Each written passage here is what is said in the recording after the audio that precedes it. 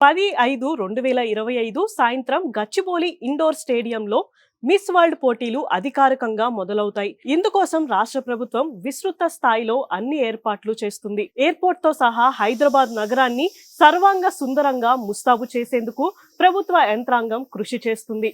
ఈ ఏర్పాట్లన్నీ దాదాపు తుది దశకు చేరుకున్నాయి. ఇప్పటికే 95 దేశాలకు పైగా మిస్ వరల్డ్ పోటీదారులు హైదరాబాద్ అయితే చేరుకున్నారు. మరికొంతమంది ప్రతినిధులు వివిధ దేశాల నుంచి రానున్న 2 రోజుల్లో హైదరాబాద్ చేరుకుంటున్నారు అని మిస్ వరల్డ్ నిర్వాహకులు తెలిపారు.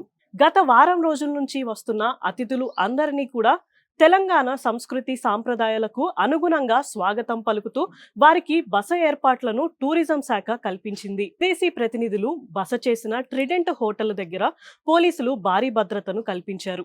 వివిధ దేశాలకు చెందిన కంటెస్టెంట్లు విభిన్న కార్యక్రమాలు, తెలంగాణలో ఉన్న చారిత్రక పర్యాటక ప్రదేశాల్లో సందర్శనలో పాల్గొంటారు.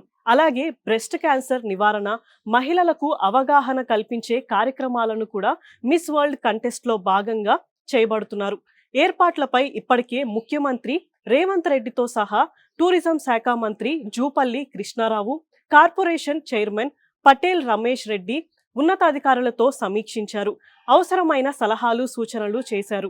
పర్యావరణ పరంగా అన్ని హంగులు ఉన్న తెలంగాణ ఆరంగంలో వెనుకబడింది అని, ఇకపై తెలంగాణకి రండి, పర్యటించండి అనే నినాదాన్ని విస్తృతంగా ప్రపంచవ్యాప్తం చేయాలి అని ప్రభుత్వం భావిస్తుంది. తద్వారా పర్యాటక రంగం పెరగడం, పెట్టుబడుల సాధన, ఉద్యోగి ఉపాధి అవకాశాలు మెరుగుపడతాయని ప్రభుత్వం భావిస్తుంది. ప్రతిష్టాత్మకంగా చేపట్టిన ఈ ఈవెంట్ గురించి రాష్ట్ర ప్రభుత్వం దేశ విదేశాలతో పాటు అన్ని రాష్ట్రాల ప్రధాన ఎయిర్పోర్ట్స్ లో ప్రచారం కల్పిస్తుంది.